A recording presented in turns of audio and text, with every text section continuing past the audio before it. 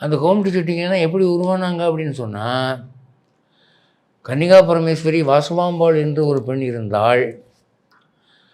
அவள் வந்து செட்டியார் பொண்ணு. அவள் மீது ஒரு சத்திரியன் ஆசைப்பட்டான். இவங்கெல்லாம் என்ன பண்ணாங்க, நாங்கள் கொடுக்க முடியாதுன்னாங்க. அவன் ராஜா வந்து பலாத்காரத்துக்கு வந்தான். என்கிட்ட மிலிட்ரி இருக்குது, நான் பொண்ணை தூக்கிட்டு போயிடுவேங்கிற மாதிரி வந்தான். அப்போ இவங்க என்ன பண்ணிட்டாங்க, 102 கோத்திரத்தாரும் நெருப்புக்குள்ளே இறங்கி குதிச்சுட்டாங்க. மணப்பெண்ணும் குதிச்சுட்டான். அப்படி குதித்தவங்க பரம்பரை பூரா கோமட்டி செட்டின்னு இருக்கிறாங்க இன்றைக்கி. அப்போ மதம் வந்து அங்கே இன்டர்செக்ட் பண்ணுது. அப்புறம் தேவாங்க செட்டியார்னு ஒன்று.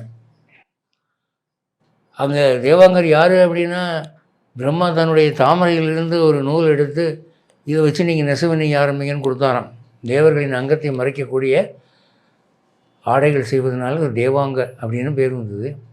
அவங்க ஒரு ஆன்மீக கதை தான் சொல்கிறாங்க.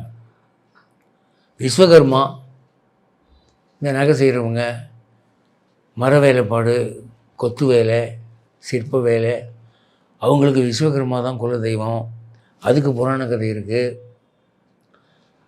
நாட்டுக்கோட்டை நகரத்தார், அவங்களுக்கு தனி மதம், புராண கதை இருக்குது.